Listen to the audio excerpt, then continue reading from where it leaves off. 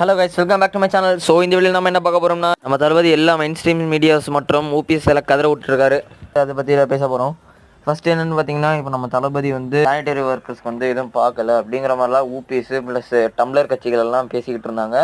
Tumbler கட்சி என்பது நம்ம சைமன்.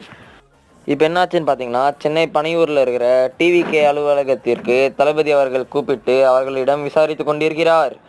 இது ஒன்று மட்டுமான்னு கேட்டிங்கன்னா இல்லை, இதுக்கடுத்து இன்னொன்று இருக்குது. என்னென்னு பார்த்தீங்கன்னா, டெல்லியில் ராஜீவ்காந்தி கைது செய்யப்பட்டார். அதற்கு முதலாக தமிழ்நாட்டிலிருந்து குரல் கொடுத்தவர் நம் தளபதி மட்டுமே. அண்ட் இப்போது மக்கள் கிட்ட கேட்கலாம் டிவிக்கு எப்படி பண்ணிட்டு இருக்காங்கன்னு.